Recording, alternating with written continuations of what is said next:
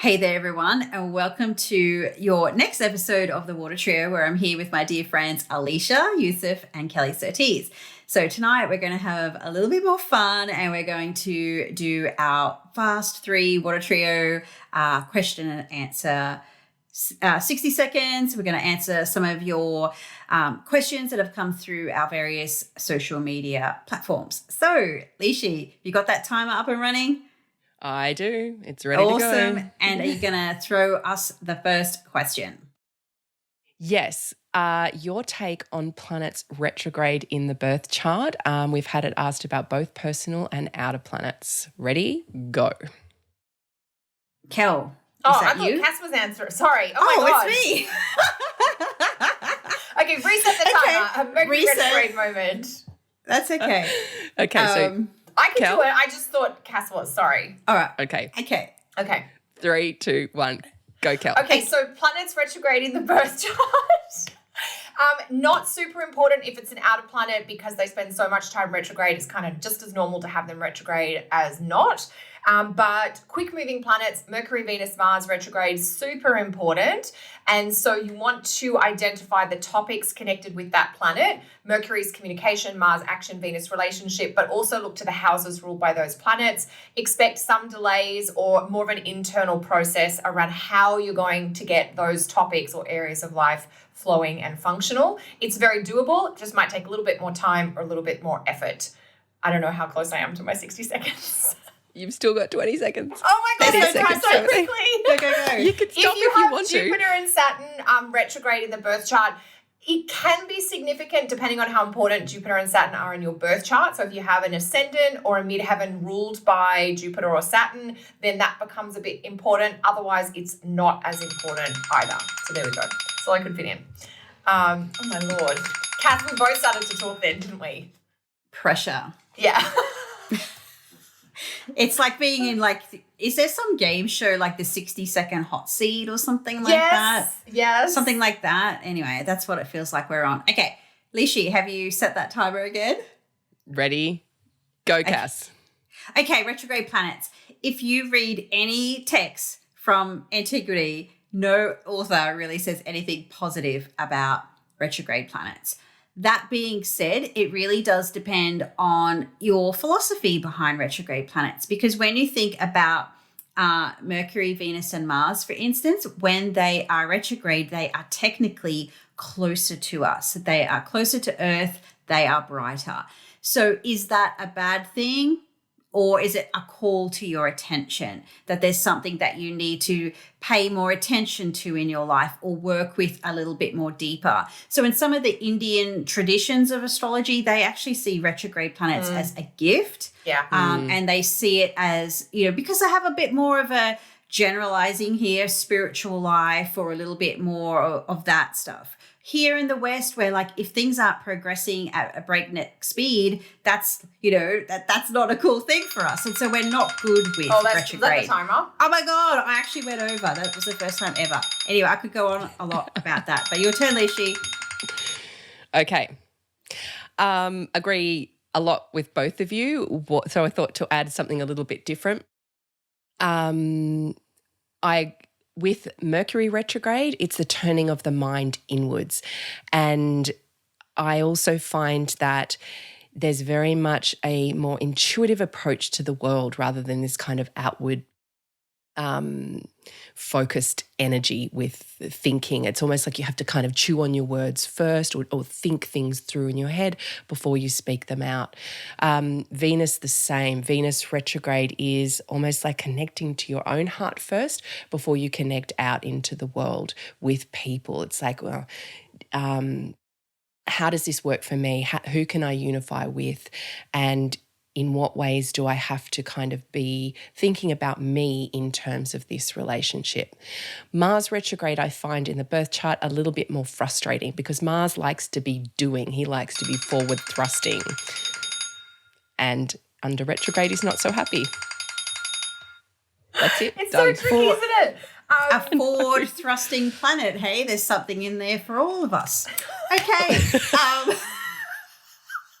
It's a bit late at night for you girls, I can tell. I wanted to give a shout out, Cass, to you because you just did a webinar on retrograde planets. So if people want more on this topic, it's on your website somewhere. Somewhere. You'll find it. Or they can email you to get the link or something. Just as a little plug. It. Yeah. Okay. Okay. All right. What's our next question, Lishi? 12th house. Oh, juicy. You go first on this one then, Cass. Oh, me again. Okay. Is my timer set? Ready, set, go. Okay, so when you're talking 12th house, planets in the 12th house, from the perspective of the ascendant, you can't see them. So to you as the individual, 12th house can be a place of difficulty, like a certain soul trauma or a soul torment. You can't see it. That being said, everybody else can. Okay, so other people can see your 12th house stuff more than you can see it. So sometimes I see it with other people that you may not trust in your own gifts or your own talents to perhaps share something with the world. Often people who have 12th house planets feel unseen, although they are very seen. And so that's something to keep in mind. I think one of the questions was, will I ever make it as a singer with all these 12th house planets? But Madonna, look at her. Again, like it had to, from Madonna, I've done a lot of work with her astrologically. I think for her, for instance, it had to come from within, a self-belief. I think that's my buzzer, so I've stopped talking. All right, so my go. Ready, go. Okay, one of the big themes I see about the 12th house is that exactly what you were saying, Kaz, the self-belief and the self-undoing. This can be where we can self-sabotage or pull ourselves apart. In ancient astrology, they talked about the 12th house as the bad daemon, or the place where we have the hidden enemies. And I often find that the hidden enemies can come from within. So look to where you're being your own worst enemy when it comes to 12th house planets. However, I also find with the 12th house is this is an area of life where we can peel back the veil between this world and the next. I've found time and time again clients coming through with packed 12th houses who are, telepathic in some way, or, have had transcendental experiences or really look and seek for that. So, yeah, that can definitely be a 12th house thing as well. Yay, I beat the buzzer. Oh, you beat your buzzer. Excellent. Okay. Nice work. Kel, ready? Your 60 seconds. Okay. Start. Go.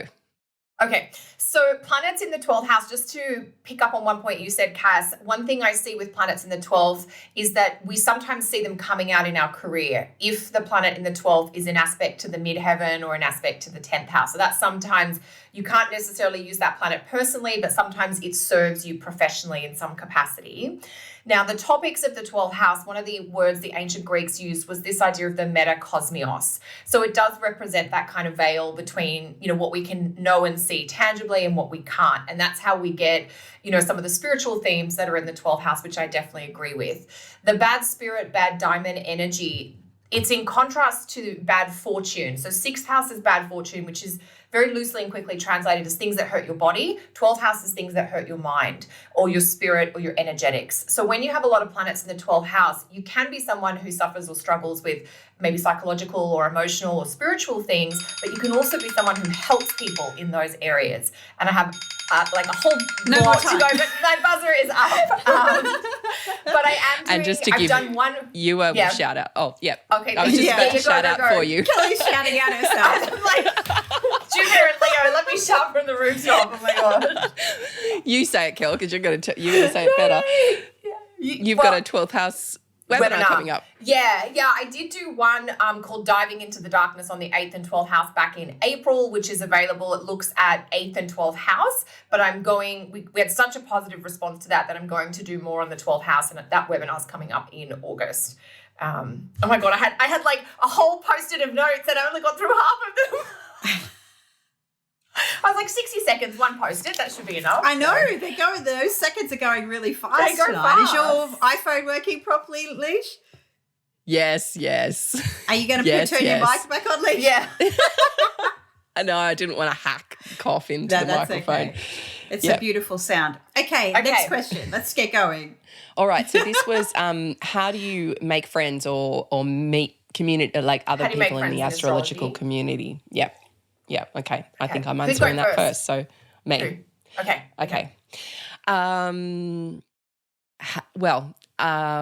For me, it was finding groups that are already meeting, looking in your local area for groups of people that are already meeting. Way back when, before the internet, was that was how we three met and got together. These days you can do it online. It's probably one of the only ways you can do it at the moment is online. But yeah, there's different opportunities like Meetup and things like that. Also, finding different forums, Facebook groups, communities like that. And sometimes even in studying with different astrologers, when you find one astrologer you really love and that you participate in online live courses with them or even in live settings when we get out of the crazy COVID, that's how you also get to meet people as well, going to different workshops and different lectures and things like that. So yay, I beat the buzzer again. You did. You're on fire. Speedy Aries rising. Yeah, totally. All right, who's up next? I'll go. Okay. Okay. Go for it. Yeah.